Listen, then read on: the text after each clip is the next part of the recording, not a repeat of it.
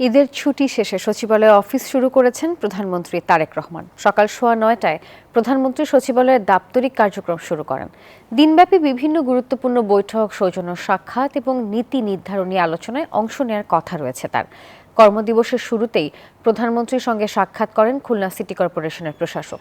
এরপর যুব ও ক্রীড়া মন্ত্রণালয় এবং সংস্কৃতি বিষয়ক মন্ত্রণালয়ের সঙ্গে বিভিন্ন বিষয় নিয়ে আলোচনা হয়।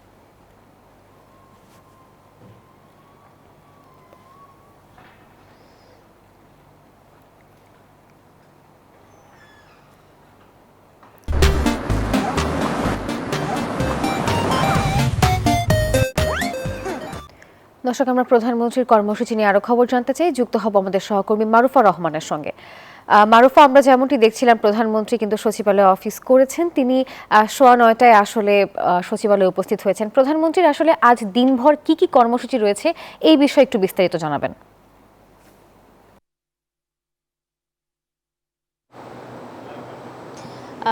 জি, ঈদের পরে আজকে প্রথম অফিস করছেন প্রধানমন্ত্রী তারেক রহমান সহ এই সচিবালয়ে যারাই এখানে অফিস করছেন তারা সকলেই। তো ঈদের ছুটির পরের প্রথম দিনই বলা চলে ব্যস্ত শিডিউল রয়েছে প্রধানমন্ত্রীর। ঠিক সকাল 9:15টায় তিনি প্রবেশ করেন এবং এরপর একটি সৌজন্য সাক্ষাৎ অনুষ্ঠিত হয় এবং তারপরে তিনি খুলনা সিটি কর্পোরেশনের প্রশাসকের সঙ্গে বৈঠক করছেন, যেটি এখনও চলমান। এরপর একটি মধ্যাহ্ন বিরতি আছে। মধ্যাহ্ন বিরতির পরে প্রধানমন্ত্রীর বৈঠক করার কথা রয়েছে ফার্মাসিউটিক্যালস কোম্পানির সংশ্লিষ্ট যারা আছে তাদের সাথে। দেশের ফার্মাসিউটিক্যালস যে শিল্পটি সেটিকে আসলে কিভাবে আরও উন্নত করা যায় সেই বিষয়ে আসলে এই বৈঠকে আলোচনা হওয়ার কথা রয়েছে।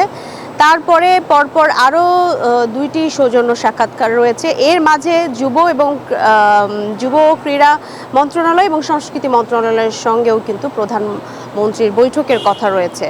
তো সব মিলিয়ে আজকেও একেবারে সকাল 9টা থেকে সন্ধ্যা 7টা পর্যন্ত ব্যস্ত শিডিউল প্রধানমন্ত্রীর।